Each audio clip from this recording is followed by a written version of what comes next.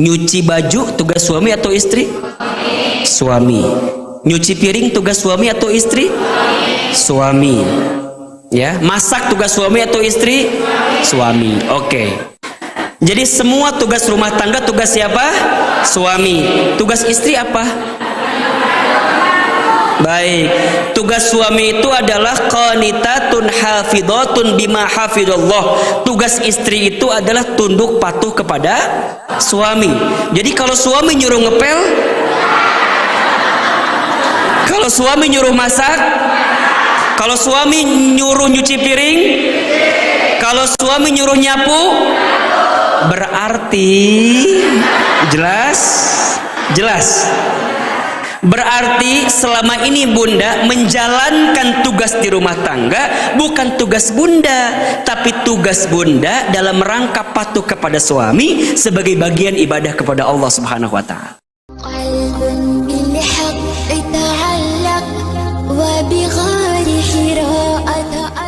Alhamdulillahirabbil alamin. Alhamdulillahilladzi an'ama alaina bi ni'matil imani wal islam. Asyhadu an la ilaha illallah wahdahu la syarikalah wa asyhadu anna muhammadan abduhu wa rasuluh. Allahumma shalli ala sayyidina Muhammadin wa ala alihi wa ashabihi ajma'in. Rabbi a'udzubika min hamadzati syayatin wa a'udzubika rabbi ayyahdurun. Subhanaka la ilma lana illa ma'allamtana innaka antal alimul hakim. La haula wala quwata illa billahil aliyyil azim. Bunda yang dirahmati Allah, jamaah Majlis Ta'lim As-Sakinah yang mudah-mudahan semua dalam rahmat Allah Subhanahu wa taala. Segala puji kita panjatkan kepada Allah Subhanahu wa taala yang pada kesempatan pagi hari ini Allah masih melembutkan hati kita, meringankan langkah kita, dan memudahkan kesempatan kita untuk berjumpa di Majlis Ilmu As-Sakinah. Mudah-mudahan semua langkah bunda ke tempat ini mampu menggugurkan dosa yang pernah kita lakukan. Dan kita juga berharap kepada Allah, semoga siapapun di antara kita yang boleh jadi pagi ini sedang punya masalah, sedang punya persoalan, sedang punya kesulitan, semoga Allah angkat setiap kesulitan kita. Bunda yang dirahmati Allah, hari ini kita sedang berada di bulan Syawal. Syawal itu punya makna, artinya peningkatan. Kenapa bulan setelah Ramadan itu disebut dengan bulan Syawal? Karena Allah Subhanahu wa taala menginginkan kita semua yang sudah berhasil bertemu dengan madrasah yang bernama Ramadan, kita bisa menjadi pribadi yang meningkat dalam kualitas kehidupan kita. Jadi selama 1 bulan penuh di bulan kemarin kita sudah bertemu dengan Ramadan, dan selama Ramadan kita banyak menunaikan amal ibadah, menunaikan amal soleh. Apa yang Allah inginkan? Yang Allah inginkan adalah pasca Ramadan kita bisa berubah menjadi pribadi yang lebih baik dari hari-hari kita yang sebelumnya. Hal ini juga sekaligus menunjukkan kepada kita, seseorang yang berhasil dari ibadah Ramadan yang dia tunaikan tidak hanya dilihat ketika ibadah Ramadannya, tapi akan dilihat pasca Ramadannya. Jadi kalau bunda ingin bertanya ke Ahilman, apakah ibadah saum kita berhasil? Apakah tilawatil Quran kita ketika Ramadan berhasil? Apakah qiyamul lail kita ketika Ramadan berhasil? Apakah kita semua mendapatkan Lailatul Qadar atau tidak? Itu semua bisa bunda lihat bagaimana kualitas hidup bunda pasca Ramadan. termasuk bagaimana kehidupan Bunda di bulan Syawal ini. Nah, oleh karena itu, apa yang kita hadirkan pada kesempatan pagi hari ini adalah bagian cara kita untuk semakin menunjukkan diri kita yang lebih baik di hadapan Allah Subhanahu wa taala. Karena jangan sampai ada nasihat dari para ulama, kun rabbaniyan wala takun ramadhaniyan. Apa? Wow gitu ya. Nah, gitu kehalangannya. Ya, Le Minerale yang sponsor. Ini aja ya. Baik. Jadi ada nasihat kun rabbaniyan wala takun ramadhaniyan. Jadilah engkau hamba Rob, hamba Allah, jangan menjadi hamba Ramadan. Ya. Kenapa ada nasihat seperti ini? Karena boleh jadi kita itu semangatnya ketika Ramadan saja gitu loh. Tapi di luar Ramadan kadang-kadang tidak semangat, betul atau tidak? Punten, Ahilman mau tanya, Bunda ketika Ramadan bisa menghatamkan Al-Quran. Sekarang sudah hari ke-14 Syawal, sudah berapa juz yang kita baca? Jangan-jangan ngalengit Quran, masuk ke dalam lemari lagi dan segala macam. Betul atau tidak? Kalau ketika Ramadan Bunda mendirikan sholat Qiyamul Lail, maka bagaimana kualitas Qiyamul Lail kita pasca Ramadan? Bagaimana tahajud kita di bulan Syawal ini? Dan begitu seterusnya, begitu seterusnya. Maka oleh karena itu Bunda yang dirahmati Allah, seseorang yang bertemu dengan Syawal, setelah dia bertemu dengan Ramadan, diawali dengan dia bertemu dengan Idul Fitri. Idul Fitri itu maknanya Id artinya kembali, Fitri artinya suci.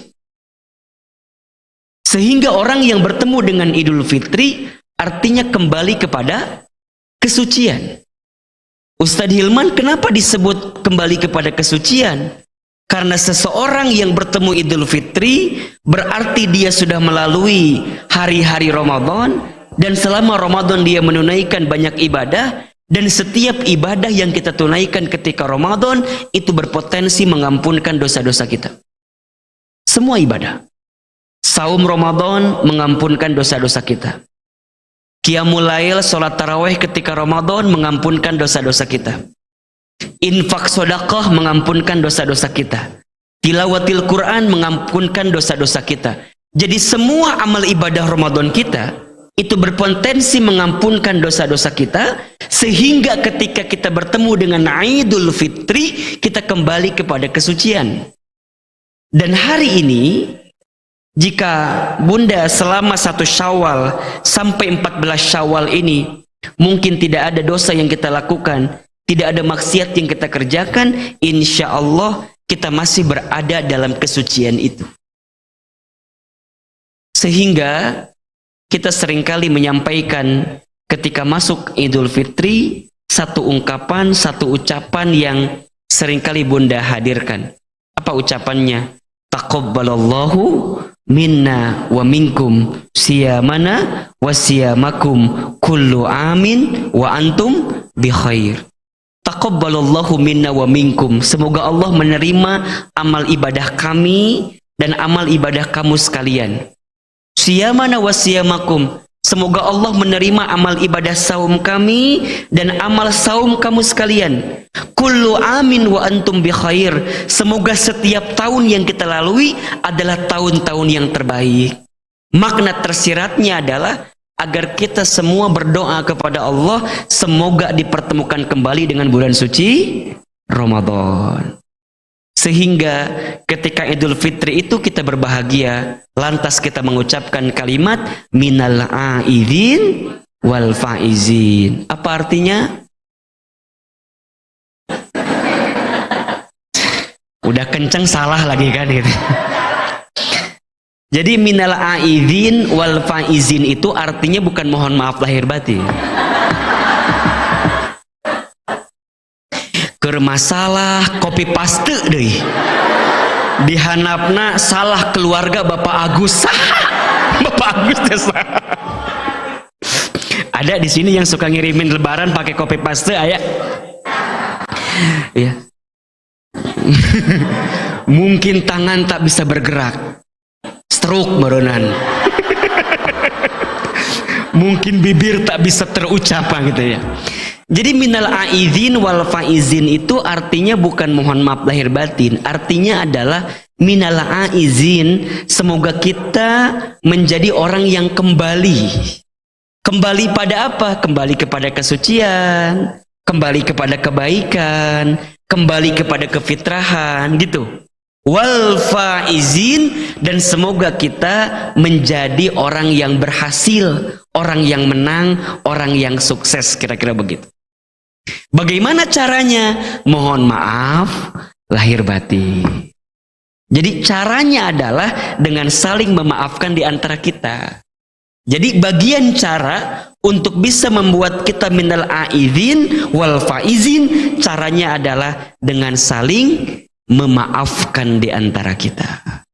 Nah, pertanyaannya adalah, sudah hari ke-14 Syawal ini, apakah di antara bunda masih ada hati yang marah, benci, kesel sama orang atau tidak? Ada? Numana jalmina ini dia.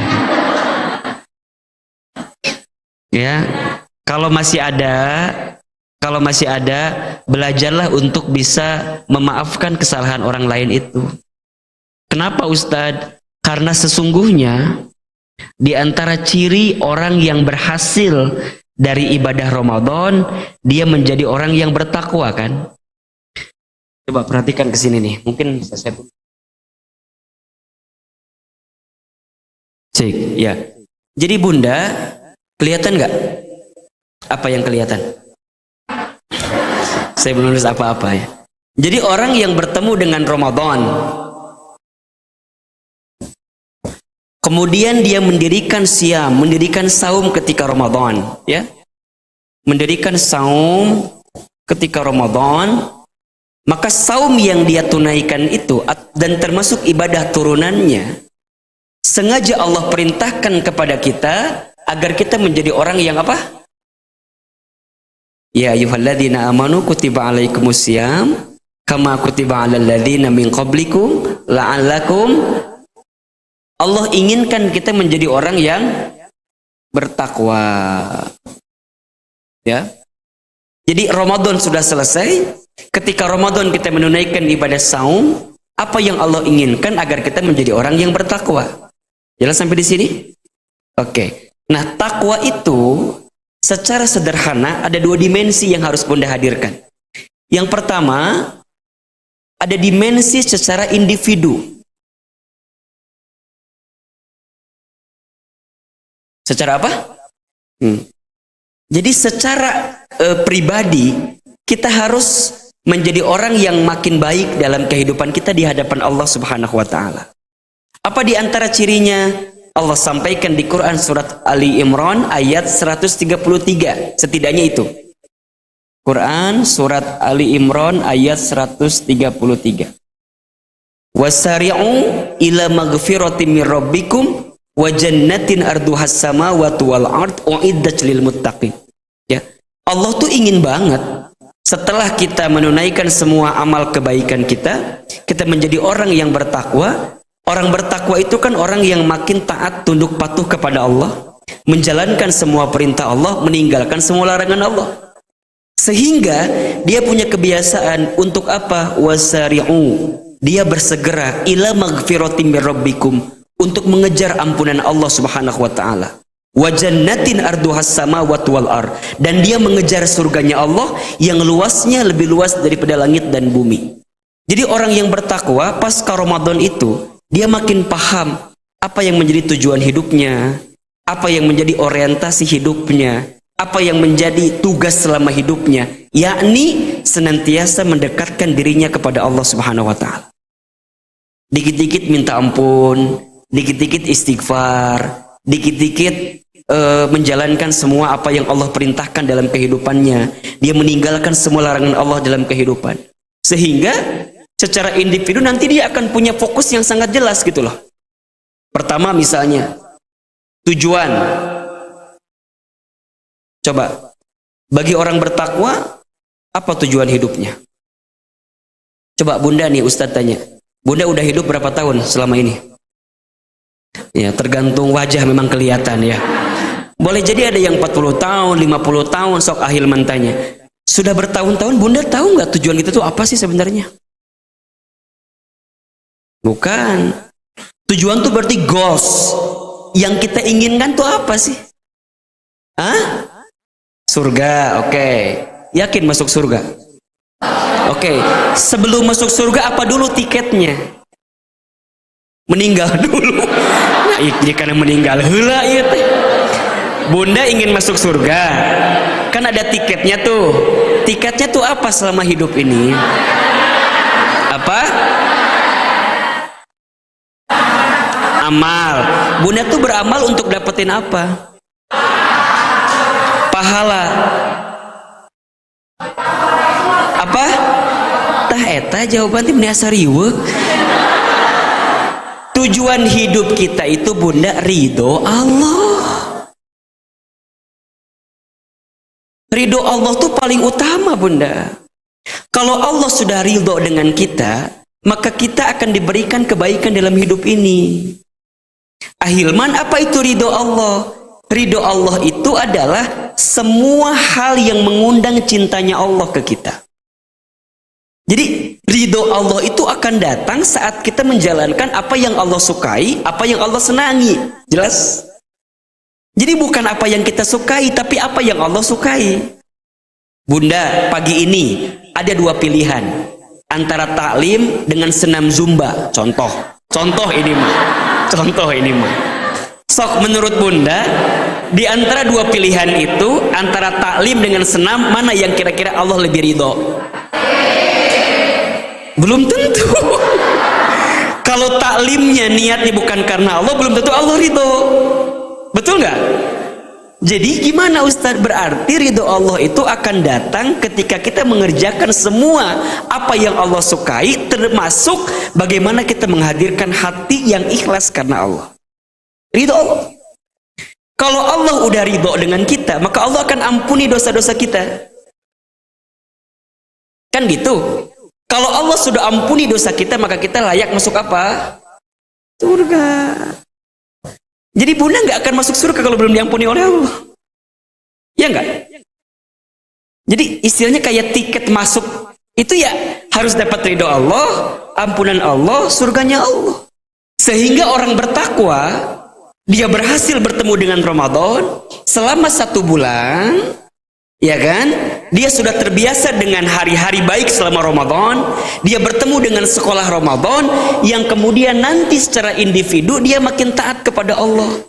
Yang sekaligus ini menguatkan tujuan hidupnya untuk apa? Mengejar ridho Allah.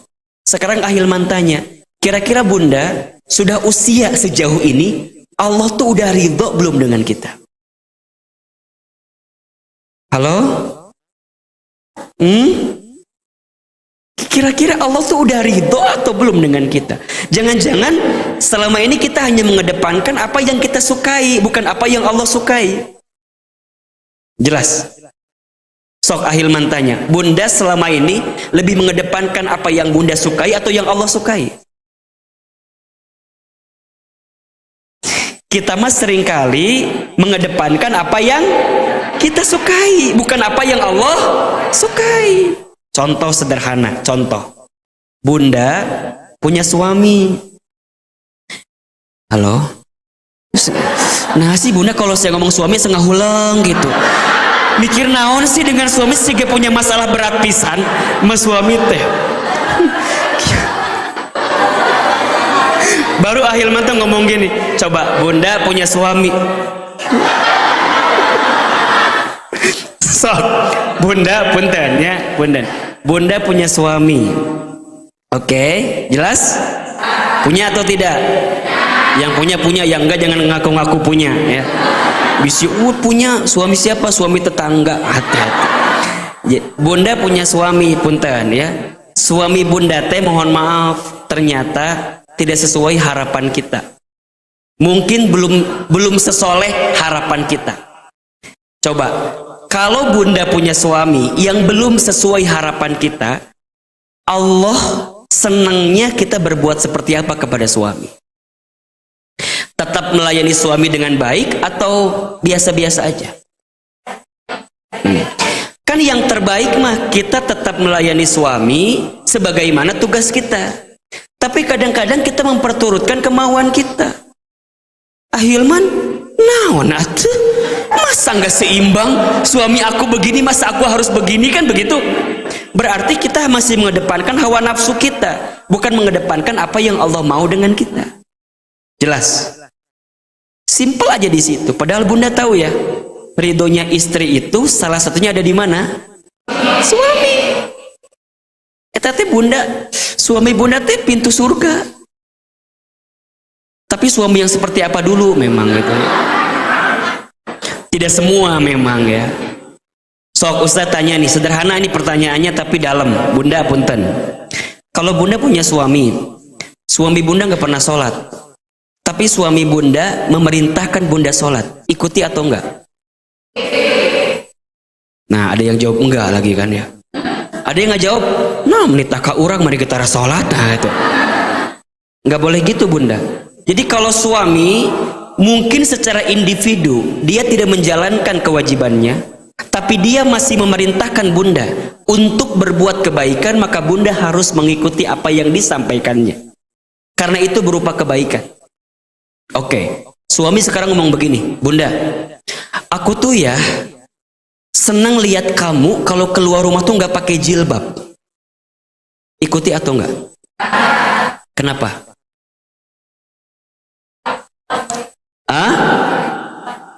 Oke, karena melanggar syariat Allah. Iya kan?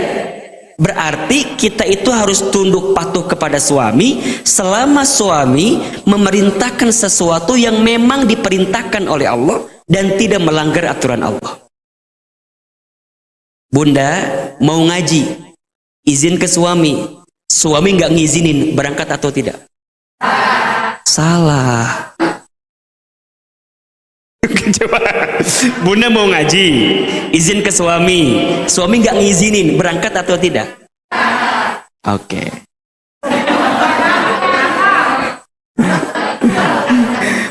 Pada bab itu, maka Bunda harus mendapatkan izin dari suami. Kalau suami minta Bunda jangan berangkat karena satu dan lain hal, yang boleh jadi suami tahu apa alasannya, maka Bunda tidak boleh berangkat. Walaupun itu ngaji. Kecuali gimana caranya Ustadz? Karena ngaji itu Bunda masih punya alternatif untuk melakukannya di tempat lain atau dengan cara yang lain. Beda dengan jilbab yang tadi. Jelas kira-kira? Jadi kalau yang namanya istri itu, jangankan keluar jauh, keluar rumah yang sebentar saja ke warung itu kudu izin sama suami. Halo? Jelas kira-kira? Ustadz, berarti nggak adil dong kalau gitu. Mohon maaf. Kenapa nggak adilnya? Kok kalau suami keluar rumah nggak harus izin sama istri? Ya nggak? Ustadz tanya, suami kalau keluar rumah izin nggak sama kita istrinya? Oke. Berarti kalau gitu adil apa enggak? Bunda, kalau keluar rumah harus izin. Suami kalau keluar rumah nggak harus izin. Adil atau tidak? Hah? Oke. Jawabannya adil. Bunda, adil itu bukan sama rata. Tapi adil itu menempatkan sesuatu pada tempatnya. Ustadz Hilman, kenapa suami kalau keluar rumah tidak harus izin, sedangkan istri kalau keluar rumah harus izin suaminya? Karena seorang suami akan diminta pertanggungjawaban atas istrinya. Istri tidak diminta pertanggungjawaban atas suami, enggak. Bunda, ya, Bunda bikin salah. Suami tidak menegur Bunda, tidak membimbing Bunda, maka suami akan diminta pertanggungjawabannya. Makanya jadi suami itu berat. Berat ya sih? Berat tuh. Berat Bunda. Udah mencari nafkah, bener tuh. Belum lagi nanti mempertanggungjawabkan dosa-dosa kita sebagai istrinya. Mata kena ulah nambah beban ke suami itu. Ini kan wajah-wajah pemberi beban semua ya. Iya benar. Berat bunda. Jadi suami itu beratnya luar biasa. Makanya wajar suami bebannya berat, sehingga Allah berikan apa kepada suami? Ridho kita itu ada di siapa? Di suami. Wajar. Makanya Ustadz Hilman mahnya punten mohon maaf, kenapa sampai hari ini saya masih belum mau naon sih teteh? Poligami cenah ya.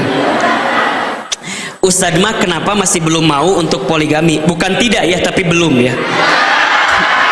Iya bener atuh. Kan ari tidak mah takutnya. Iya kan? Ya bener tidak? Ada yang salah dengan kalimat saya? Enggak. Jadi saya mah bunda, kenapa sampai hari ini belum mau poligami?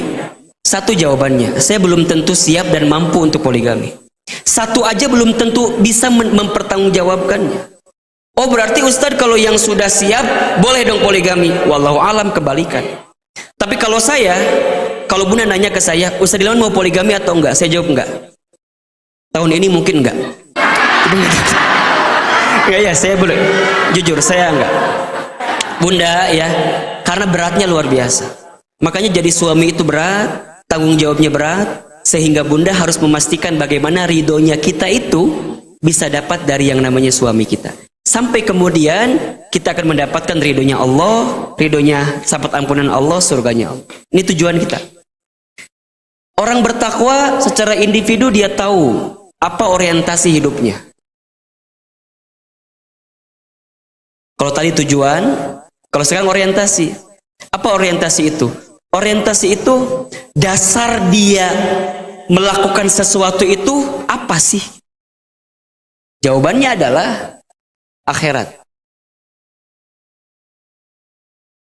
Jadi bagi orang yang bertakwa, yang menjadi landasan ketika dia melangkah dalam kehidupannya semata-mata untuk menyiapkan bekal akhirat. Sebagaimana firman Allah di Quran surat Al-Qasas ayat 77.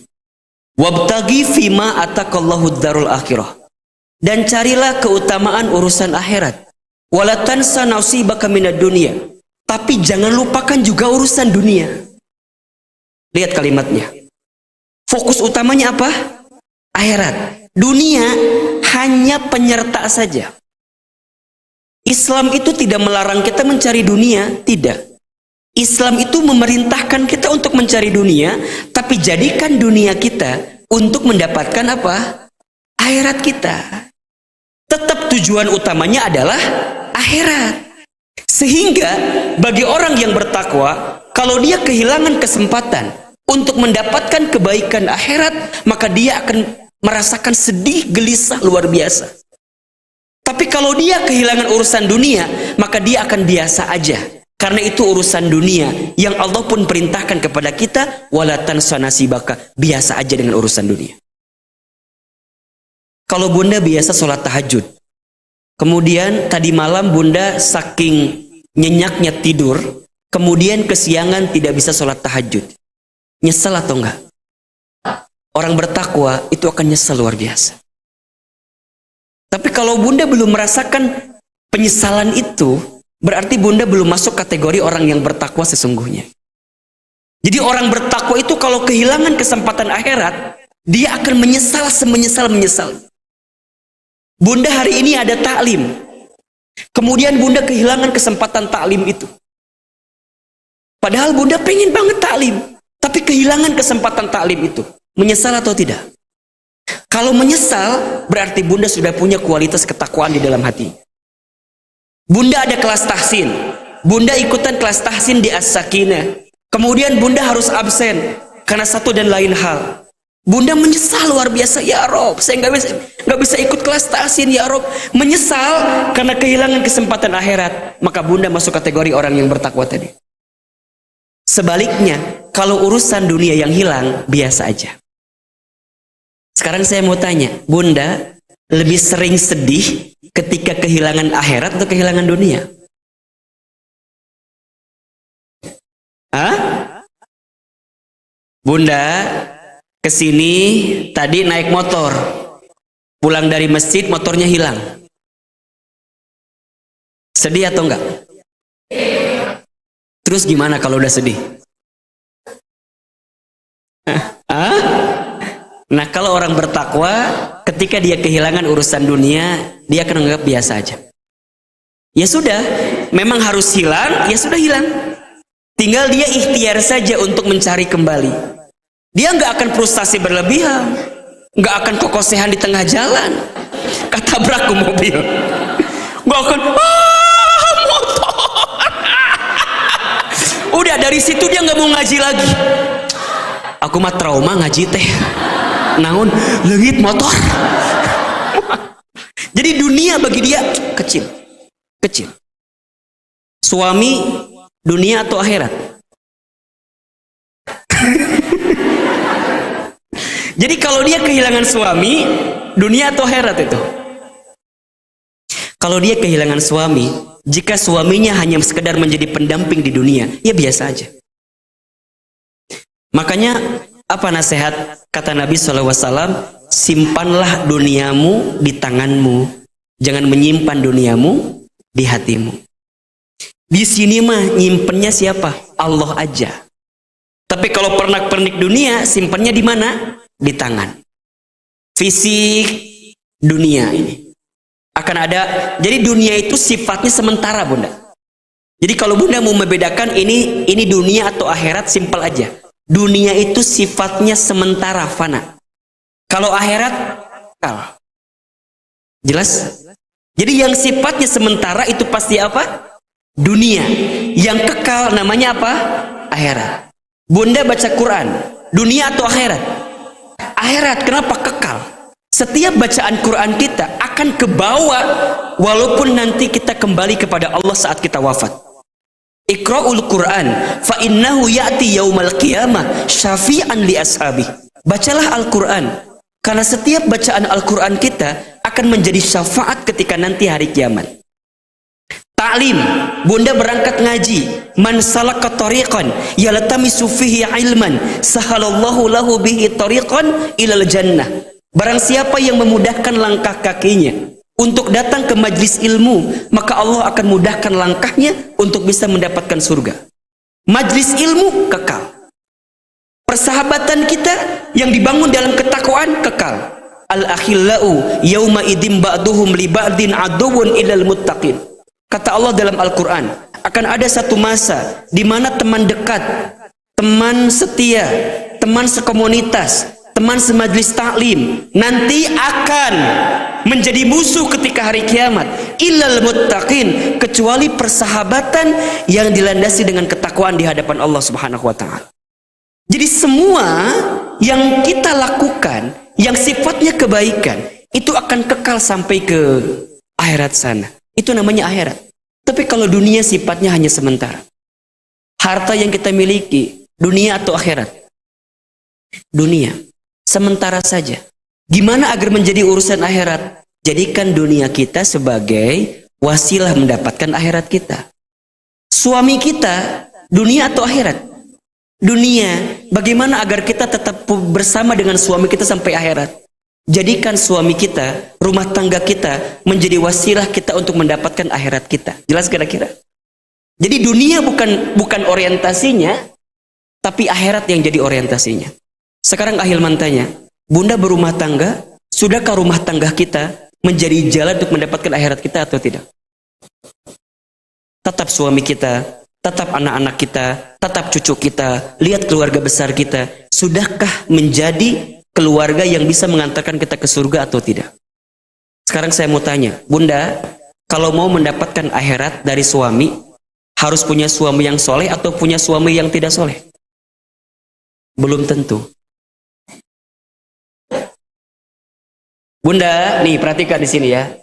Kalau Bunda punya rumah tangga, kemudian Bunda punya suami yang soleh, maka ujiannya adalah syukur.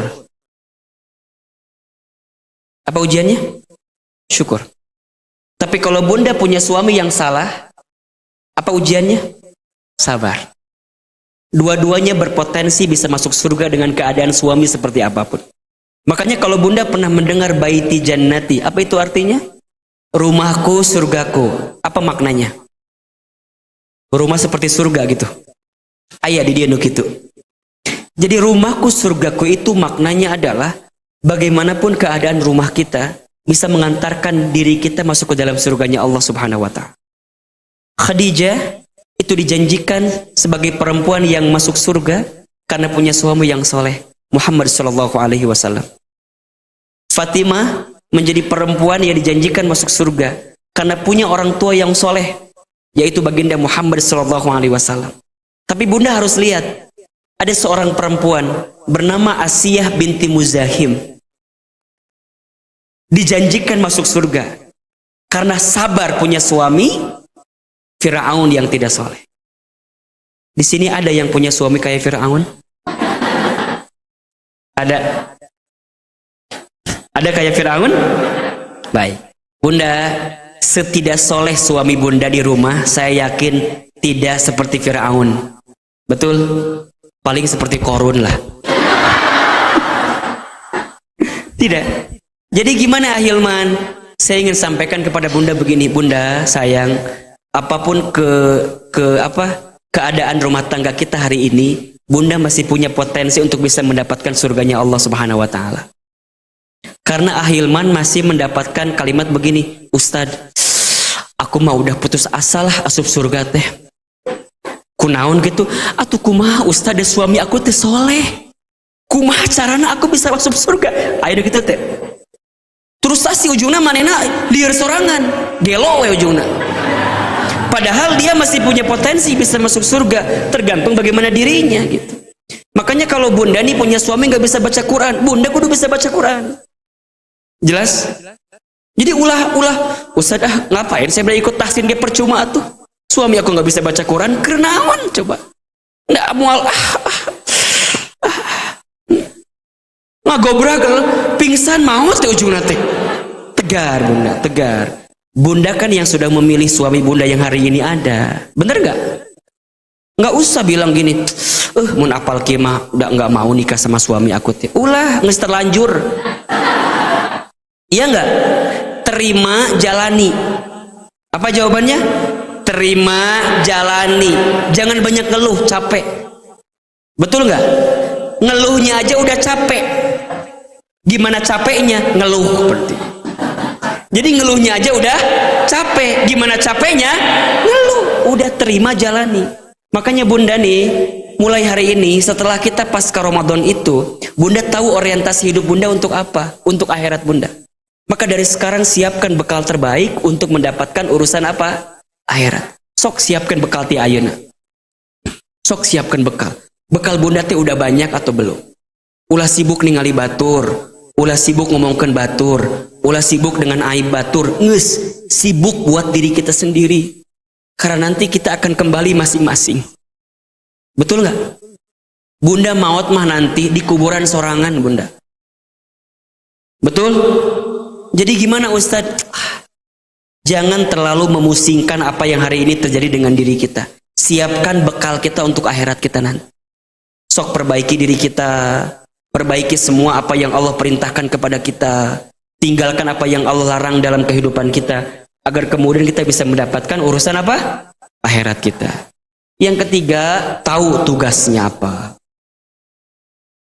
Jadi orang bertakwa secara individu, dia tahu tujuannya, ridho Allah, dia tahu orientasinya, akhirat, dan dia tahu tugasnya apa. Apa tugas kita bunda? Selama hidup? Ngapain kita itu? Ibadah. Surat Az-Zariyat 56.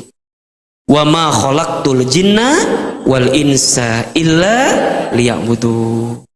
Tugas kita itu adalah ibadah. Ahilman, apa itu ibadah? Ibadah itu adalah setiap perkataan dan perbuatan yang ditunjukkan untuk Allah dengan sesuai aturan Allah. Jadi ibadah tuh banyak bunda, banyak. Bukan hanya yang sebatas ibadah ritual saja ya. Tapi semua aktivitas kita selama tujuannya Allah, mengikuti aturan Allah, itu ibadah. Bunda sholat ibadah atau bukan? Pasti itu ibadah. Saum ibadah atau bukan? Ibadah. Umroh haji ibadah atau bukan? Ibadah. Zakat infak sedekah ibadah atau bukan? Ibadah selama niatnya karena Allah. Inna solati wa nusuki wa mahyaya wa mamati lillahi rabbil alamin. Maka itu bernilai apa? Ibadah. Sekarang bunda dagang, ibadah atau bukan? Ibadah. Selama dengan berdagang itu bunda, dagangnya punya tujuan yang mulia. Apa tujuannya? Ingin memberikan nafkah bagi keluarga, menambah penghasilan bagi suami. Gitu. Dan bunda tidak melanggar aturan Allah. Nggak nipu, nggak zolim, nggak ambil harta riba.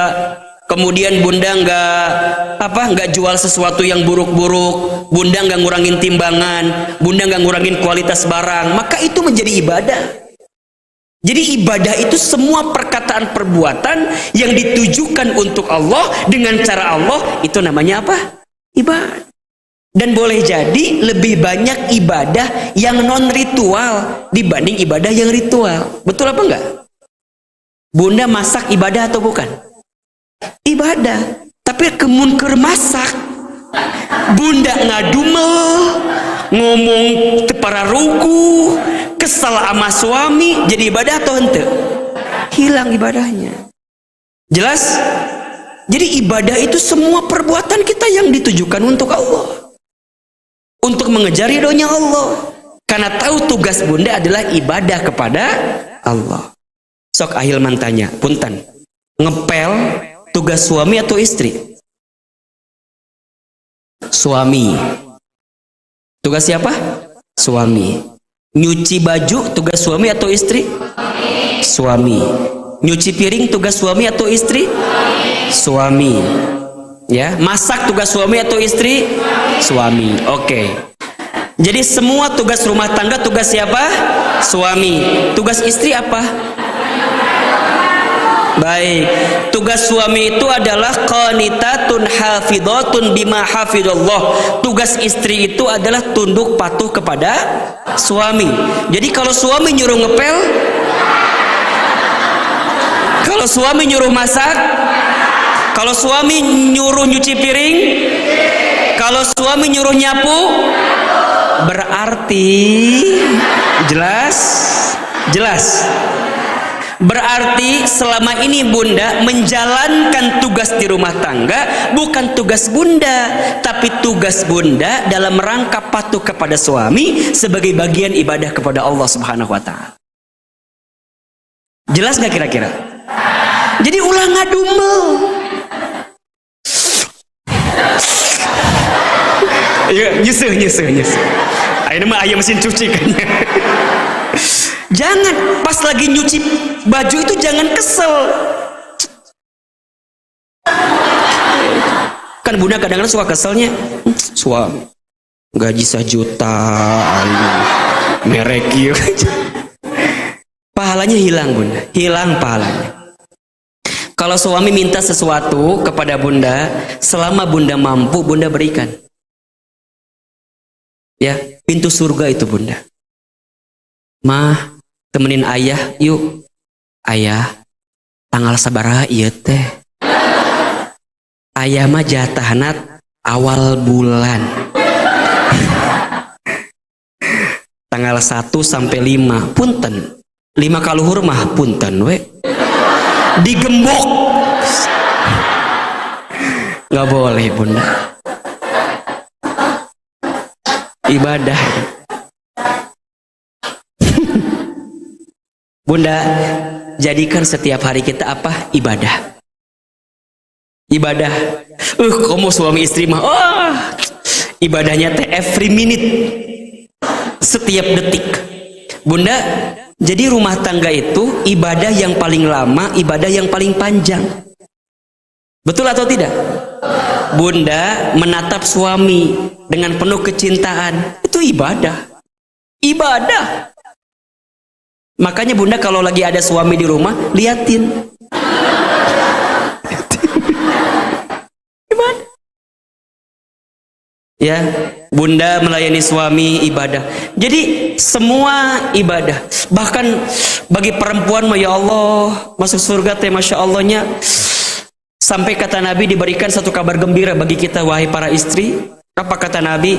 Barang siapa seorang istri atau seorang perempuan lah, sholat 5 waktu, saum di bulan Ramadan, taat tunduk patuh kepada suaminya, menjaga kehormatan suaminya, maka silahkan perempuan itu masuk surga dari pintu manapun. Coba, Bunda mah gampang. Sholat waktu, puasa Ramadan, tunduk taat patuh kepada suami, jaga kehormatan suami dan kehormatan dirinya, masuk surga dari pintu manapun. Gampang tuh, gampang diucapkan. Memang hese diamalkan. Ya, Ustad, nya gampang diucapkan, hese diamalkan. Wajar pahalana naon? Surga. Lamun gampang mah pahalana kipas angin, rice cooker, payung, betul nggak? Makanya susah. Terus gimana tuh Ustad? Sok belajar. Sok Bunda di list aja yang tadi coba. Sholat, coba. Bunda aman gak sholatnya hari ini? Insyaallah. Puasa Ramadan? Insyaallah. Taat pada suami? Hah? Sok insyaallah. Nggak apa-apa, tanya nggak apa-apa. Di list. Apa aja? Kira-kira apa yang suami minta ke kita belum kita turutin sampai hari ini? Cicing di imah. Cek suami teh. Cicing we di imah. Aduh, ini agak berat Ustaz. Oke, nggak apa-apa, checklist. Nggak apa-apa, ayah, mama nggak apa-apa nggak keluar rumah. Tapi tiap bulan 50 juta aman? Aman tuh? Mama nggak apa-apa nggak keluar rumah, tapi ayah ajarin mama tahsin Quran. Itu. Cek si ayah teh, lamun ayah nu ngajar sesat mah. Itu bisa ngajar. Yo, checklist ke Bunda. Naon deui? Misalnya suami Bunda minta Bunda masak. Udah belum masak? Dah. Nyuruh ke kita agar badannya tetap proporsional. Berarti penampilan tetap oke. Wajah harus seperti 17 tahun. Harus banyak lah. Bunda bilang, oke. Kalau mamah begini berarti bapaknya kudu six pack. Atau menyesuaikan. Ya. Jadi sok Bunda teh diperhatikan. Termasuk ini yang terakhir nih. Kalau ini mah insya Allah lah. Yang terakhir nih. Bagaimana menjaga kehormatan? Bunda mohon maaf ya. Ternyata kita itu masih banyak para istri yang tidak bisa menjaga lisannya di depan suaminya. Hati-hati. Jadi Bunda harus belajar bersyukur menerima. Bukankah Bunda pernah mendengar satu hadis? Begitu banyak perempuan yang ditempatkan di api neraka karena apa? Karena mereka kurang berterima kasih, kurang menerima kepada siapa? Suaminya. Dan yang paling luar biasa, seringkali banyak para istri yang menghilangkan kebaikan suami. Betul apa enggak? Ustadz, dah aku mah selama nikah 20 tahun, asalkan pernah jalan-jalan. Paling jauh ge ke Taman Topi. Batur mah ke Taman Safari, Ustadz. Paling bantar-bantar ke Taman Coret-Coret paling. Bunda, jangan menghilangkan kebaikan. Eta kalimat, aku mah selama nikah 20 tahun asa can diajak jalan-jalan. Ya Rob, are eta meuli baso ka pasar. Jalan-jalan bukan? Jalan-jalan. Nongkrong di taman heulang. Jalan-jalan bukan? Jalan-jalan ke Taman Topi nongkrong meuli jagong bakar. Jalan-jalan ke Taman Coret-Coret tah. Popotoan hungkul meuli mah henteu. Da teu boga duit teh. Eta jalan-jalan atau bukan? Jangan menghilangkan kebaikan suami. Hati-hati Bunda. Saya paling gak suka kalau ada ibu-ibu yang curhat ke saya. Rata-rata gitu curhatnya, Ustadz, aku mah selama nikah gak pernah bahagia. Hari malam pertama bahagia ente. mending ngahilangkeun eta teh ka suami. Jangan begitu atuh kalimatnya. Mungkin begini kalimatnya, Ustadz, saya tuh sekarang sedang tidak bahagia. Iya enggak? Tapi kalau diumumkan semua, Ustadz, saya mah selama nikah sama suami asa belum pernah mendapatkan kebahagiaan. Aku teh udah lama pengen curhat ke Ustadz teh. Coba kalau suami aku kayak Ustadz ya. Jadi panjang coba.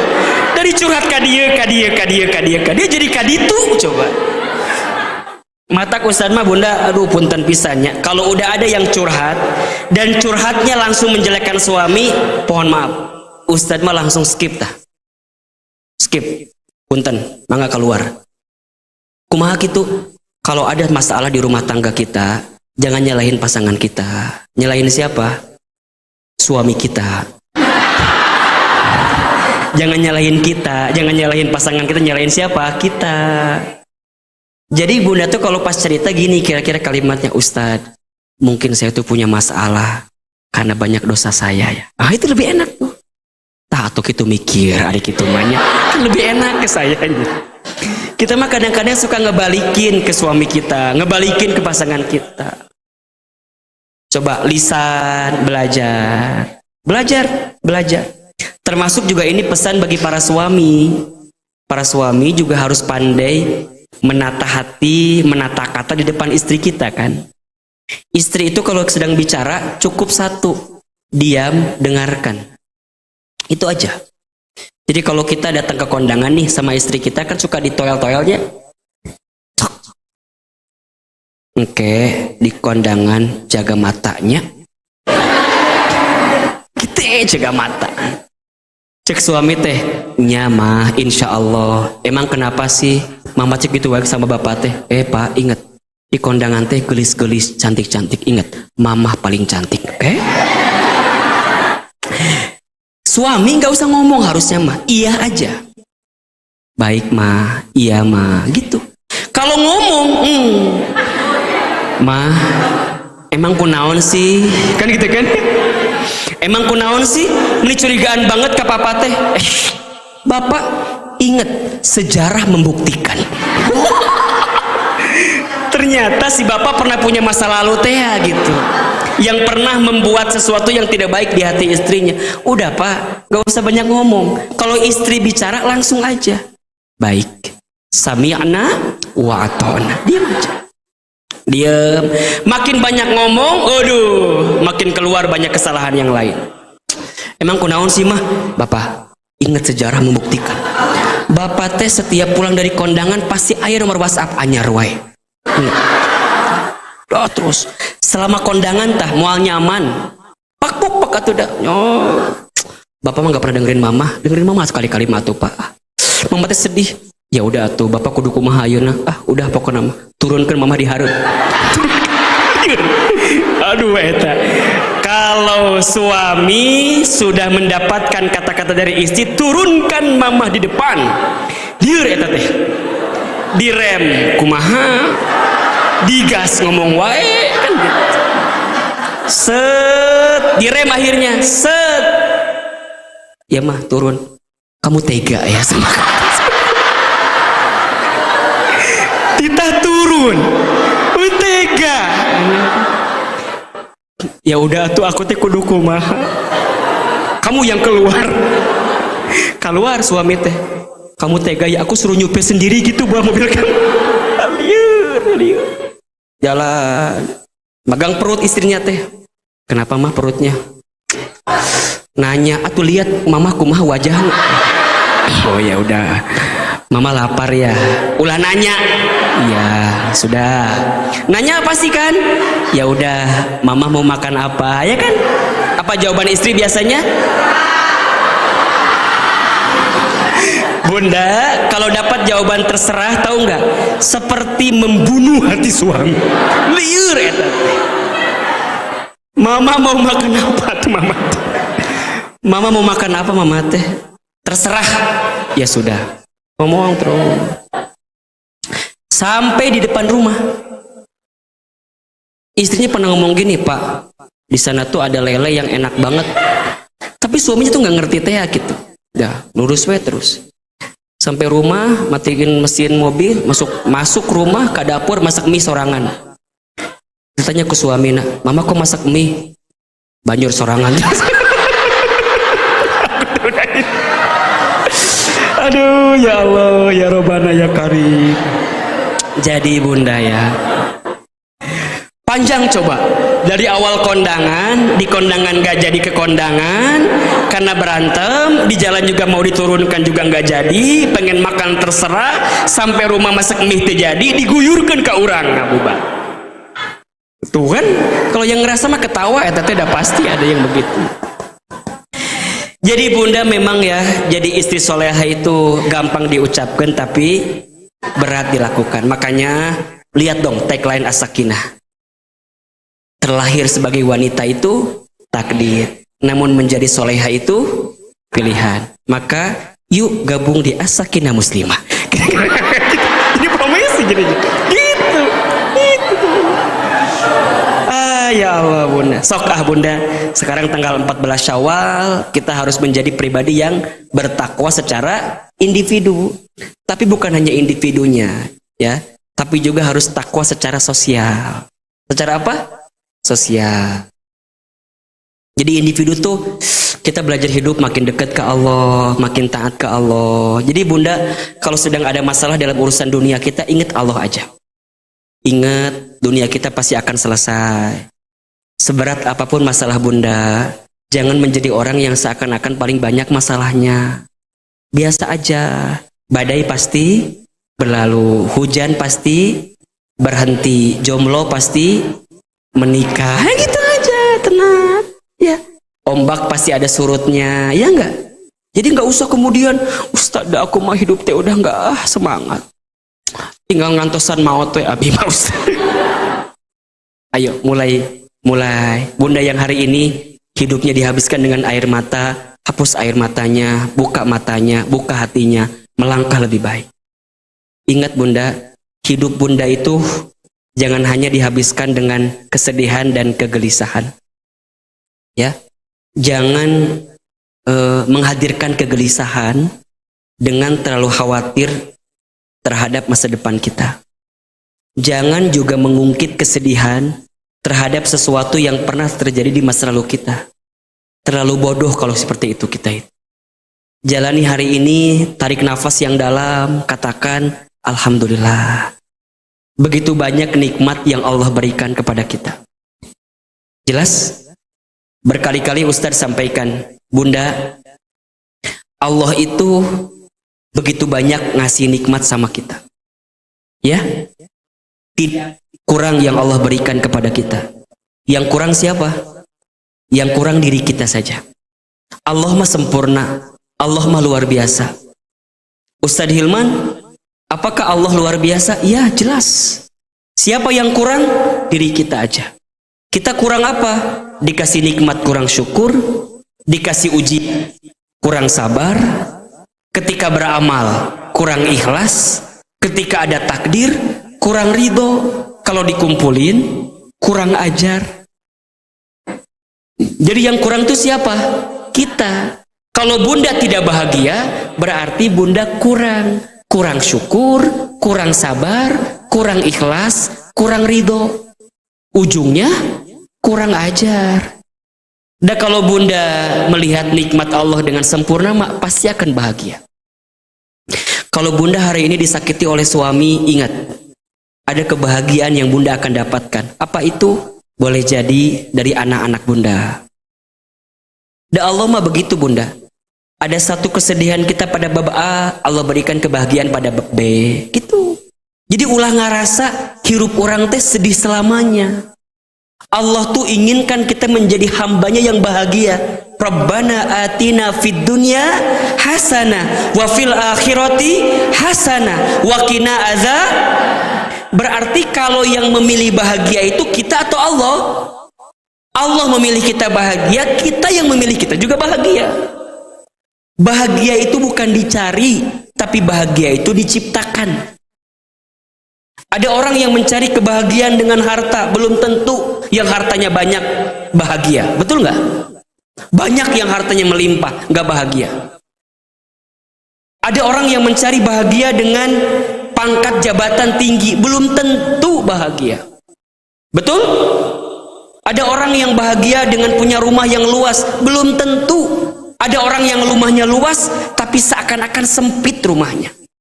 Ada orang yang mengejar bahagia dengan mobil yang bagus, belum tentu. Mobil yang bagus belum tentu bahagia, malah kemudian jadi malah sengsara buat dirinya. Bahagia itu diciptakan, bukan dicari. Bunda bisa menciptakan bahagia sesuai dengan kriteria bunda masing-masing. Bahasa lainnya, jangan membandingkan kebahagiaan orang lain dengan kebahagiaan kita. Karena masing-masing punya indikator kebahagiaan yang berbeda-beda. Jangan menggunakan ukuran sepatu orang lain untuk kaki kita.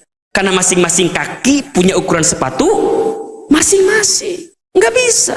Bunda sekarang ukuran kakinya 42, pakai yang 45, apa yang terjadi?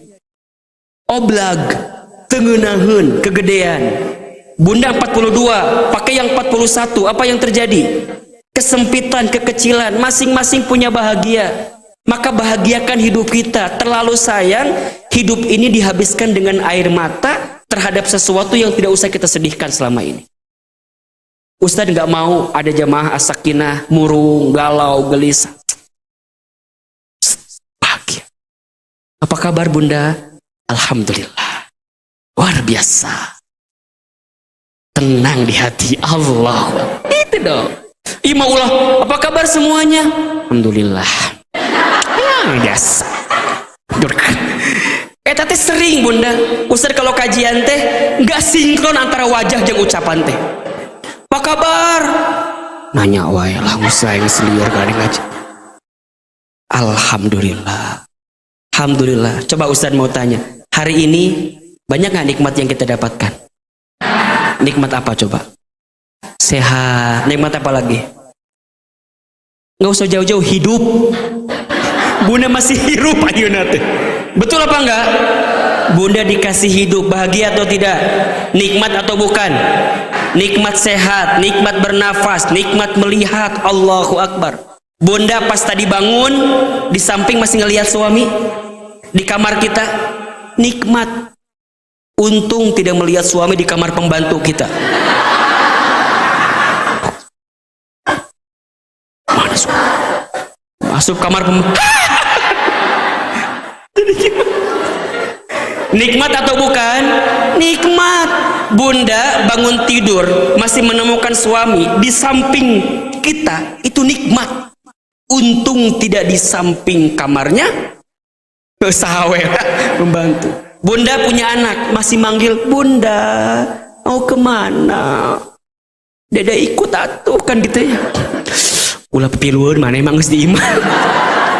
Bunda masih punya anak, manggil kita ayah, manggil kita bunda, itu bahagia. Bunda masih punya anak, coret-coret tembok. Ulah coret-coret ari maneh. Mahal, ceteh. Bunda kalau ada anak-anak lagi coret-coret ya, biarin aja. Udah mau salilana coret-coret meureunnan. Bener nggak? Nggak akan mungkin sampai 50 tahun coret-coret didinya meureunnan. Dikit-dikit marah, jangan dimarahin. Kalau anak-anak sedang coret-coret, biarin aja. Dia sedang mengeksplor kreativitasnya. Dan nggak akan sampai 50 tahun atau coret-coret tembok era meureunnan sekolot ge. Wah. Adik kakak berantem, ada nggak? Jadi anak kita nih adik kakak rebutan mainan, jangan dipisahin, biarin aja. Udah mau lebih kali 50 tahun berantem mainan berenang, paling sajam dia beres, ya enggak? Kadang-kadang kita mah anak kita lagi pada main kan ya istilahnya, stres ke orang nanti. Mama stres, punya anak sama kayak kamu teh. Ibu mah ngese, dia main biarin, ibu biasa aja. Dia yang kakaknya ngelapor, mama tuh dede ngambil mainin aku. Ibu jangan kemudian bilang, dede kasih ke kakak. Oh jangan. Atau sebaliknya, dede tuh kakak mainan aku. Jangan misahin mereka, biarin. Saya pernah mendapatkan analisa bunda. Jadi kalau adik kakak sering berantem ketika kecil, maksudnya berantem mainan gitu ya, maka ketika besar dia makin akrab. Karena sejak kecil dia sedang membangun chemistry di antara keduanya. Saya nih sama kakak saya yang atas itu sering berantem waktu kecil. hari ini menjadi orang yang paling dekat dengan saya. Ternyata kalau ada anak kita, adik kakak lagi berantem, ya udah berarti dia sedang membangun chemistry di antara keduanya. Kecuali berantemnya udah pada gede, rebutan warisan, ulah. Eta mah lain chemistry eta mah. Udah berantem adik kakak, biarin aja lagi berbuat chemistry lagi. Kalau lagi kecil lagi membangun chemistry. Jadi bunda, ini penting ya, ini penting. Nah yang kedua, sosial. Sosial itu adalah bagaimana setelah Ramadan kita berpuasa, kemudian kita menjadi orang yang tak takut. Termasuk di sini bunda nanti ya, ada amalan-amalan yang tidak boleh bunda tinggalkan ketika bulan Syawal. Contoh puasa sunnah di bulan Syawal, ya. Ada puasa 6 hari. Kata Rasulullah, barang siapa yang berpuasa Ramadan, kemudian dilanjutkan dengan puasa 6 hari di bulan Syawal, maka dia mendapatkan pahala seperti berpuasa selama 1 tahun. Ada yang nanya, Ustadz, qadha dulu atau Syawal dulu? Eta tiba heula pertanyaan eta we terus. Tiba heula. Setiap Syawal aya we eta pertanyaan. Masya Allah. Bunda, memang ada berbeda pendapat. Ada yang menyebutkan qadha dulu karena ini adalah hutang kewajiban, silakan. Ada yang Syawal dulu karena waktu tas, silakan. Yang salah yang mana? Ta eta nu nanya teu puasa. Ujungnya pertanyaan geus asup bulan Julqa'dah. Ustaz aku mau tanya, qadha dulu atau Syawal dulu? Julqa'dah Bu, geus lewat. Keul Ustaz mah kadang-kadang nu kitu teh. Kalau nanya ya, bahkan ya Ustaz dapat dari Kiai Lutfi yang biasa kajian hadis bareng Ustaz di Serambi Islami. Jadi kita itu boleh meniatkan qadha dengan Syawal sekaligus. Jadi dapat qadhanya, dapat Syawalnya. Kok bisa Ustadz? Karena perkara wajib dengan perkara sunnah boleh disatukan. Kata Kiai Lutfi. Saya juga baru dapat kabarnya kemarin. Jadi tidak usah ada lagi yang diperdebatkan ti ayeuna mah. Kita mah habis berdebat tapi teu puasa-puasa. Nastar we tiap hari.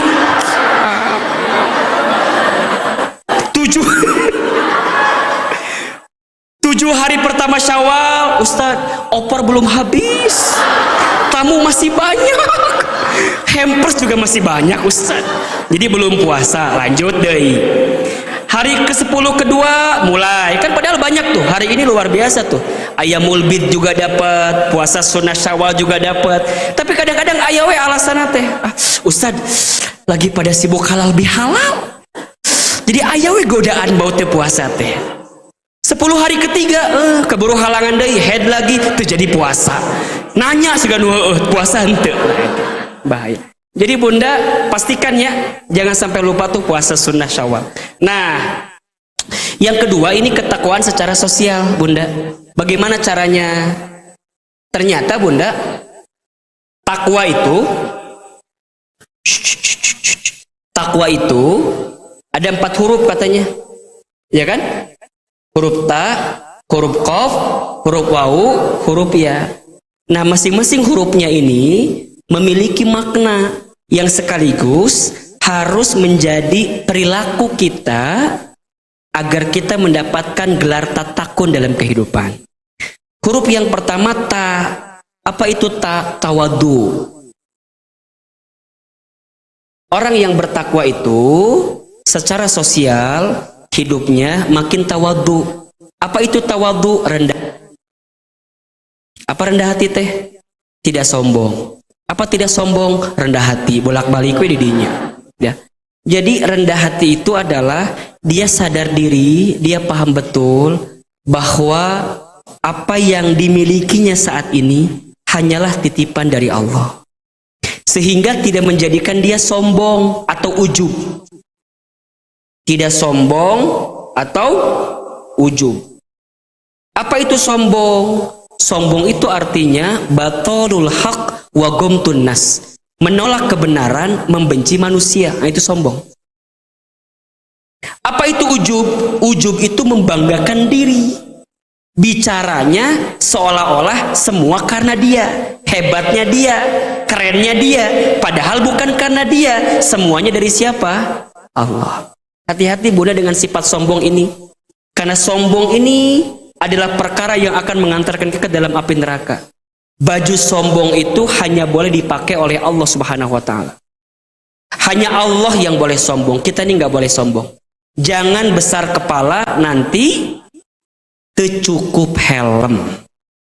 Ya, jangan besar kepala.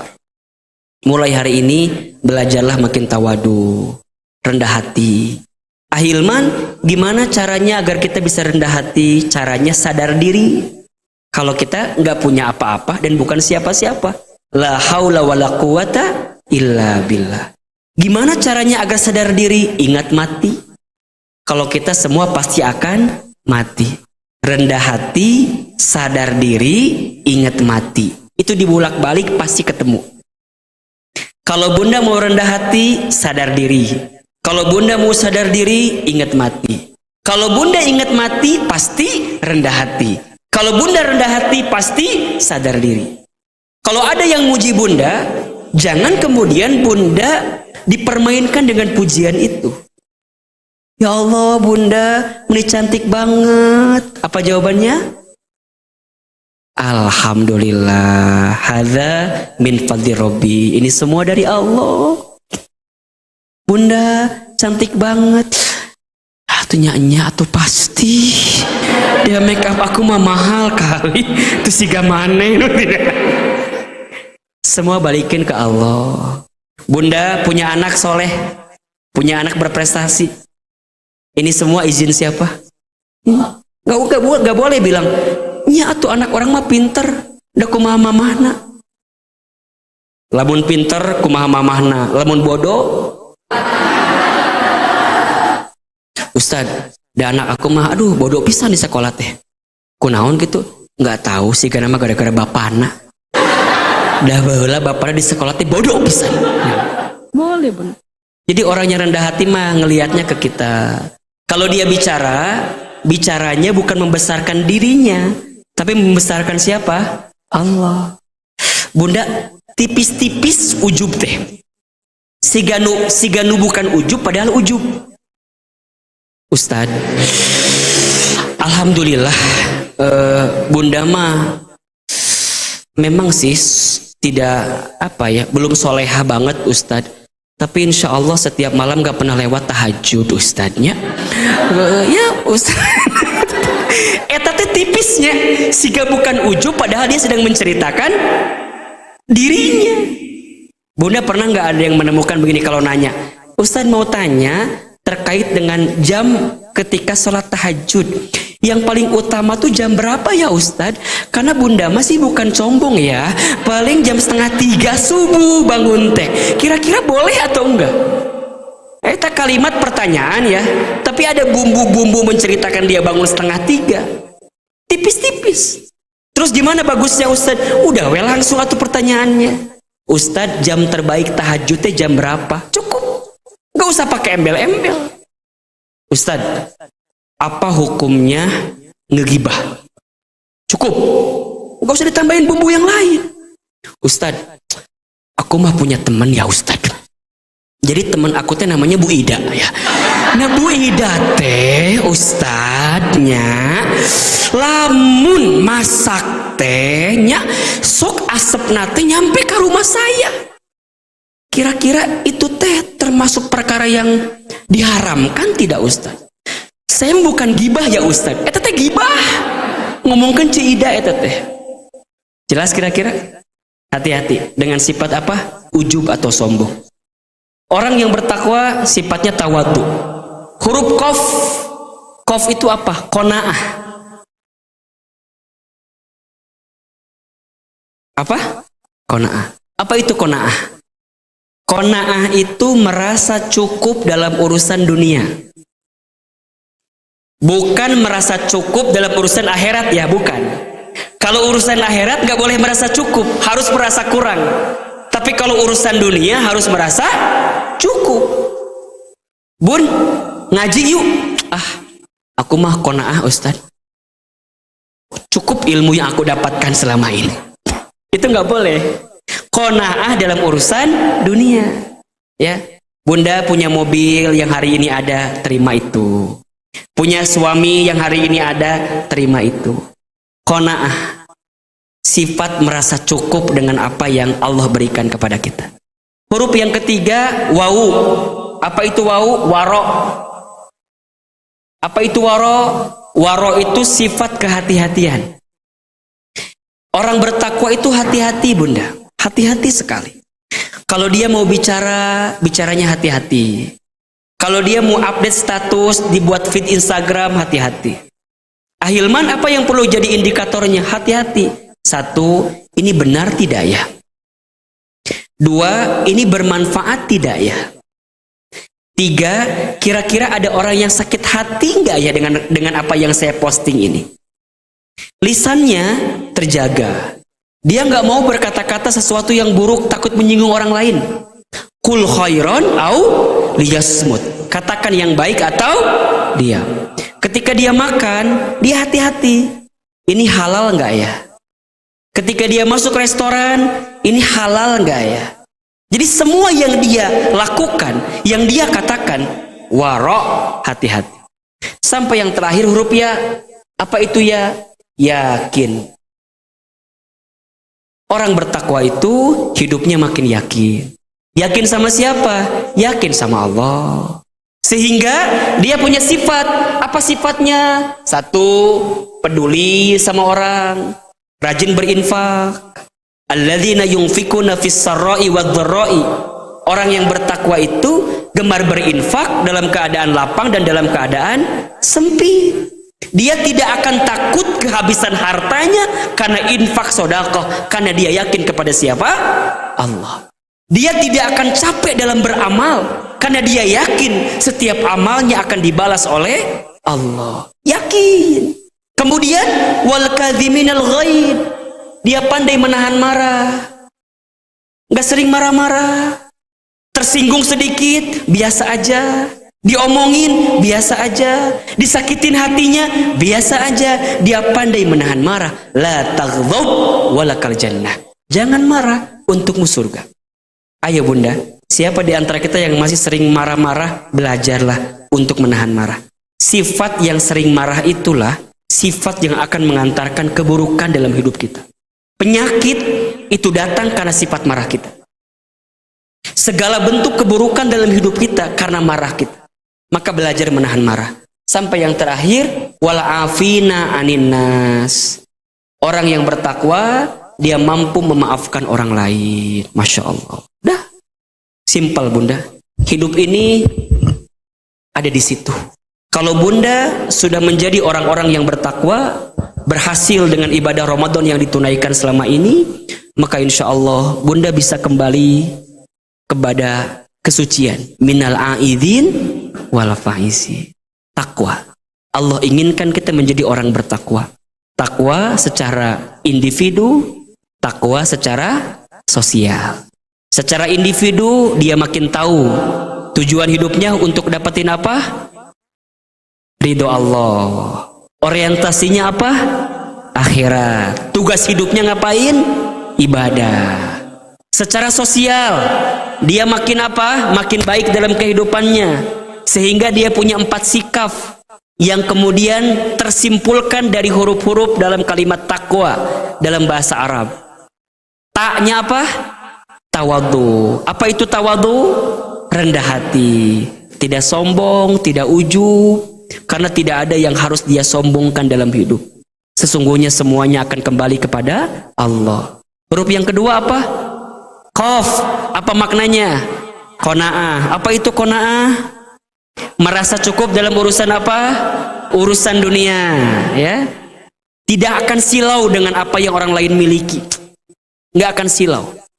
Bunda nggak akan lihat ke atas urusan harta dunia, nggak akan lihat ke bawah juga. Jalani apa yang ada.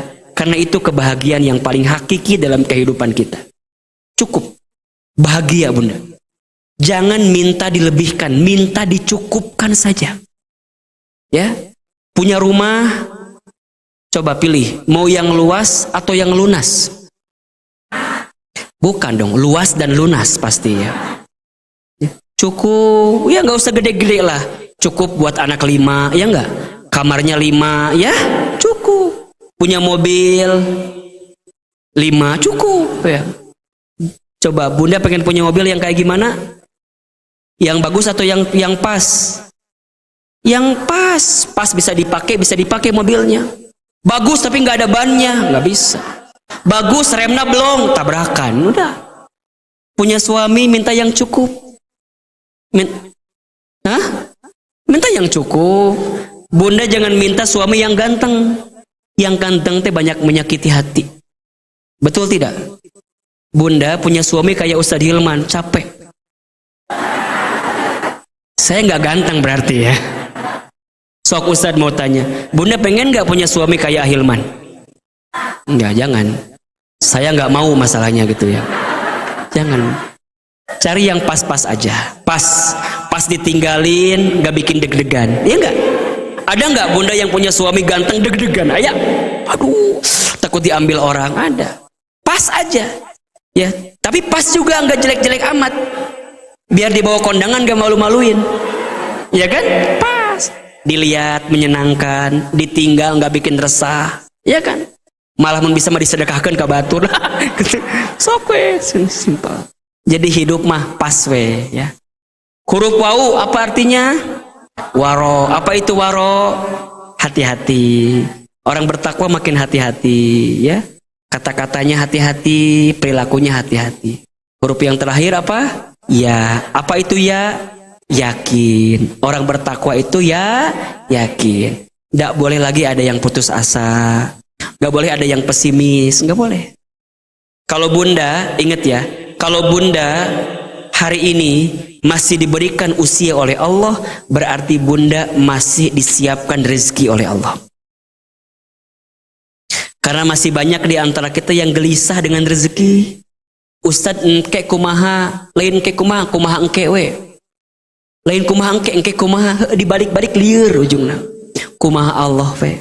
Dan kita mah punya Allah. Betul nggak? Maksimalkan ikhtiar, kuatkan doa, hasilnya serahin ke siapa? Ke Allah. Nahnu bitakhyir, wallahu bitakdir. Tugas kita mah cuman ikhtiar. Hasilnya siapa yang menentukan? Allah. Syukuri apa yang ada, kan begitu. Karena lagu merenan apal ibu ge. Kumaha laguna teh? Gitu pokok namanya ya. Syukuri apa yang ada, hidup adalah apa tuh? Ini apa coba? Tongkowi apa? Udah Bunda, syukuri apa yang ada. Jangan iri dengan rezeki orang lain, karena kita nggak pernah tahu apa yang pernah diambil darinya. Jangan gelisah juga dengan hidup kita saat ini, karena kita nggak pernah tahu apa yang sedang Allah siapkan untuk kita. Sok, mulai hari ini jangan lupa bahagia, ya. Bahagia itu diciptakan, bukan dicari. Siapa yang menciptakannya? Kita sendiri, tentunya sesuai dengan izin dari Allah Subhanahu wa Ta'ala. Amin ya Rabbal alamin. Jelas kira-kira? Insya Allah 11 bulan ke depan, sampai kita bertemu lagi dengan Ramadan, kita harus menjadi pribadi yang bertakwa ini. Secara individu makin taat ke Allah, secara sosial makin baik kepada sesama manusia. Ya, kita akan mati semuanya. Kita akan wafat. Apa yang akan kita bawa? Yang akan kita bawa adalah bekal kebaikan kita selama di dunia. Hal jazaul ihsan illal ihsan. Siapkan infak terbaik. Sebelum doa kita berinfak. Insya Allah infak kita di bulan Syawal dalam keadaan ta'lim menjadi infak yang akan menguatkan doa-doa kita dan mengangkat derajat kehidupan kita. Angkat kedua telapak tangan kita, tundukkan kepala kita, tutup kedua mata kita. Silakan aminkan dalam hati doa-doa yang coba kita bacakan. Berdoa yang khusyuk. Seandainya bisa menangis, menangislah. Karena air mata yang menangis karena takut kepada Allah. Air mata yang menangis karena bertobat atas semua dosa yang pernah dia lakukan adalah air mata yang akan membuat dirinya diharamkan masuk ke dalam api neraka. Istighfar 3 kali. Astagfirullah. Astagfirullah. Astagfirullah. Aminkan dalam hati masing-masing. A'udzubillahi minasyaitonirrajim. Bismillahirrahmanirrahim. Alhamdulillahirabbil alamin. Alhamdulillahirabbil alamin. Alhamdulillahirabbil alamin. Hamdan syakirin hamdan na'imin. Hamdan yuwafi ni'amahu wa yukafi mazidah. Allahumma salli ala sayyidina Muhammadin wa ala alihi wa ashabihi ajma'in.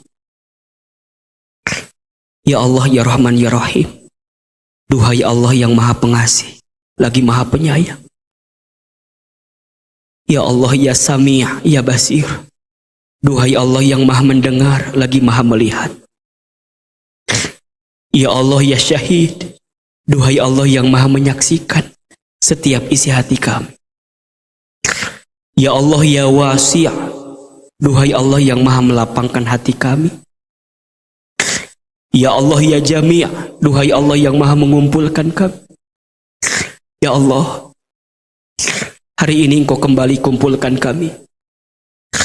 Hari ini Engkau kembali pertemukan kami. Hari ini Engkau lembutkan hati kami. Engkau ringankan langkah kami. Sehingga kami bisa kembali bertemu berkumpul di Masjid As-Sofia ini, ya Rabb. Kami mohon kepadamu, tatap kami semua ya Allah dengan rahmat-Mu. Lihat kami semua dengan kasih sayang-Mu. Ridhoi pertemuan kami pagi ini ya Rabb, menjadi majlis ilmu yang semakin mendekatkan kami kepadamu ya Allah. Berkahi ilmu yang kami dapatkan ya Allah, menjadi ilmu yang bisa mendekatkan kami, agar kami semakin taat kepadamu ya Rabbal Alamin. Duhai Allah, hanya Engkau yang menjadikan kami semua bisa bertemu hari ini. Kalau bukan karena nikmat-Mu, kalau bukan karena karunia-Mu, kalau bukan karena anugerah-Mu, kalau bukan karena inayah-Mu, belum tentu kami bisa bertemu di masjid ini ya Rabbal Alamin. Sungguh pertemuan ini karena-Mu ya Allah. Maka ya Allah, ya Ghaffar, ya Ghafur, duhai Allah yang maha pengampun, perkenankan Kau ampuni dosa-dosa kami ya Allah. Jangan keluarkan kami dari masjid ini kecuali Engkau ampuni dosa-dosa kami. Jangan Kau pisahkan pertemuan kami pagi ini kecuali Engkau hapuskan semua kesalahan kami. Jangan Kau jauhkan kami semua ya Rabb, kecuali Engkau gugurkan semua aib maksiat yang pernah kami lakukan ya Rabbal Alamin. Maka ya Allah ya Rabb, ighfir lana ya Allah, ampuni dosa kami ya Allah. Ampuni dosa-dosa kami ya Allah. Ampuni dosa-dosa kami ya Allah. Dari mulai dosa yang kecil sampai dosa yang besar. Dosa yang kami sembunyikan sampai dosa yang kami buat terang-terangan. Dosa yang kami sengaja sampai dosa yang tidak kami sengaja ya Rabb. Dosa mata dari pernah melihat yang haram. Dosa lisan sering berbohong, sering berdusta, ingkar janji, pernah menghina orang, sering merendahkan orang lain, sering ghibah. Tangan pernah mengambil yang haram, pernah bersentuhan dengan yang haram. Perut pernah makan minum yang haram. Mungkin di antara kami ada yang pernah berzina ya Rabb, ampun ya Allah. Kaki dari pernah melangkah ke tempat maksiat. Ya Allah, ampuni dosa-dosa kami ya Allah. Mungkin ketika kami kemarin Ramadan belum sempurna ibadah saum kami. Ketika Ramadan kemarin belum sempurna tilawatil Quran kami. Ketika Ramadan kemarin belum sempurna infak sedekah kami. Ketika Ramadan kemarin belum sempurna qiyamul lail kami. Ketika Ramadan kemarin belum sempurna kami menjaga hati kami, menjaga lisan kami, perut kami berpuasa, kerongkongan kami dahaga dari haus, tapi lisan kami masih sering mengomongin orang lain, membicarakan orang lain, ngegibah. Ya Rabb, ampun ya Allah. Jangan Kau keluarkan kami dari bulan Ramadan ya Allah, kecuali Engkau ampuni dosa-dosa kami ya Allah. Kami bertaubat ya Allah atas semua dosa yang pernah kami lakukan, apalagi dosa kami kepada kedua orang tua kami ya Allah. Ampuni kami jika pernah menyakiti hati orang tua kami, pernah menyinggung perasaan orang tua kami, pernah menyakiti hati orang tua kami, pernah mengecewakan hati orang tua kami, pernah meneteskan air mata di wajah orang tua kami. Ampuni kami ya Allah. Begitupun salah kami kepada suami kami, kepada pasangan kami. Ampuni kami ya Allah, jika belum bisa menjadi istri yang solehah ya Allah. Sering membangkang, sering melawan, sering menolak, sering mengabaikan, bahkan mungkin sering meninggalkan suami kami ya Allah. Jangan golongkan kami menjadi istri yang durhaka ya Allah. Kami mohon ampun kepadamu ya Allah atas semua kesalahan kami. Begitupun kami ya Allah saat menjadi orang tua. Mungkin kami belum bisa menjadi ayah ibu yang baik bagi anak-anak kami. Berapa kali kami marah kepada anak-anak kami. Berapa kali hati ini kesal kepada anak-anak kami. Berapa kali kami murka kepada anak kami. Kami belum bisa menjadi ibu yang baik ya Rabb. Mungkin belum bisa mengajarkan anak-anak kami kebaikan, belum bisa membimbing bacaan tahsin Al-Quran anak-anak kami yang sedang punya kesulitan. Perkenankan Kau ya Allah, tunjukkan jalan keluar terbaik atas semua masalah hidup kami ya Allah. Bunda, silahkan berdoa sesuai dengan hajatnya masing-masing. Yang sedang punya persoalan, yang sedang punya masalah, ayo sampaikan. Belajar berbisik kepada Allah. Tidak ada masalah yang berat di hadapan Allah. Yakin ada Allah yang bisa menolong kita. Yang sedang punya masalah di rumah tangganya, ayo sampaikan kepada Allah. Di keluarganya, dalam urusan rezeki hartanya, ayo sampaikan semuanya kepada Allah. Allah, kami mohon kepadamu ya Allah, mudah urusan kami ya Allah. Boleh jadi masalah ini datang karena banyaknya dosa-dosa kami yang terdahulu ya Rabb.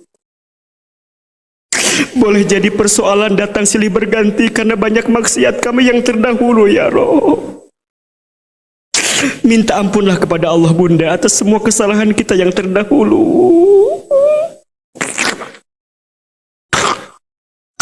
Hasbunallah wa ni'mal wakil, ni'mal maula wa ni'man nasir ya Allah. Jangan tinggalkan kami saat kami sedang sendirian ya Rabb. Jangan tinggalkan kami saat kami sedang punya masalah berat ini ya Rabb. Temani kami, bimbing kami, bersamai kami ya Allah.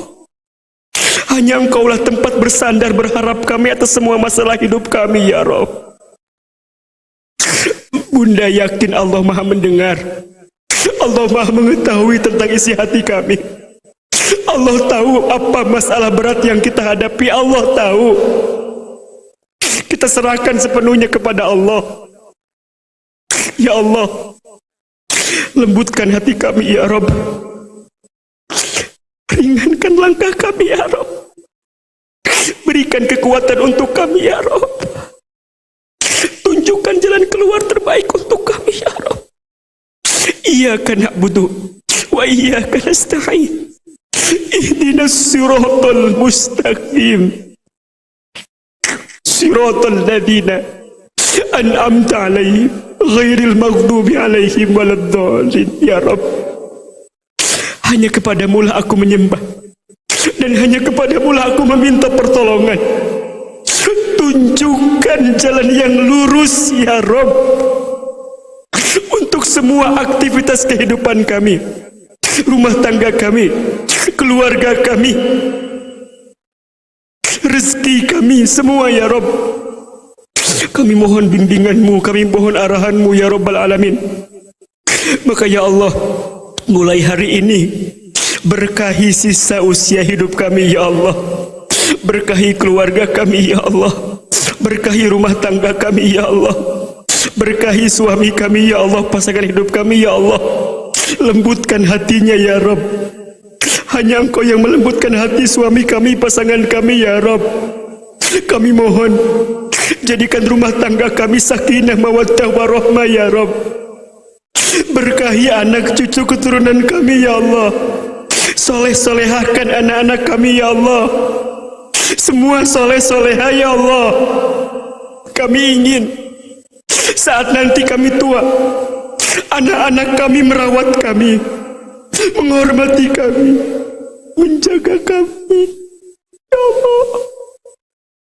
Takdirkan di antara anak-anak kami ada yang hafal Al-Quran, ada yang bisa memahami Al-Quran, bisa mengamalkan Al-Quran.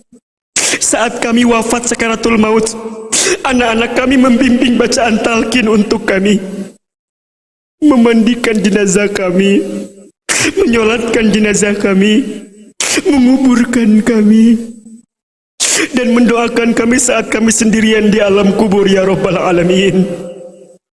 Rabbana hablana min azwajina wa dhurriyyatina qurrata a'yun waj'alna lil muttaqina imama. Ya Allah, kami keluarga besar As-Sakinah ya Allah, sebagaimana Engkau satukan kami di dunia, kami mohon ya Allah, kumpulkan kami keluarga besar As-Sakinah nanti di surgamu ya Allah. Jangan Kau pisahkan kami ya Allah. Kami semua saling mencintai karenamu ya Allah. Kami bertemu karenamu ya Allah, dan kelak kami pun berpisah karenamu ya Allah. Kumpulkan kami semua di surgamu ya Allah. Allahumma inna nas'aluka ridhaka wal jannah wa na'udzubika min sakhatika wan nar. Ya Allah, istiqomahkan kami dalam kebaikan ya Allah. Istiqomahkan kami dalam ketaatan ya Allah. Istiqomahkan kami dalam keimanan ya Allah. Istiqomahkan kami dalam ketakwaan ya Allah. Seandainya usia kami semakin dekat dengan wafat kami, kami mohon ya Rabb, wafatkan kami semua nanti dalam keadaan beriman ya Allah, sampai Engkau wafatkan kami semua dalam keadaan husnul khatimah. Rabbana zalamna anfusana wa illam taghfir lana wa tarhamna lanakunanna minal khasirin. Rabbana taqabbal minna innaka antas samiul alim wa tub alaina innaka antat tawwabur rahim. Ya Allah, kabulkan doa-doa kami, ijabah semua permintaan kami, dan berikan yang terbaik untuk kami semua ya Rabbal Alamin.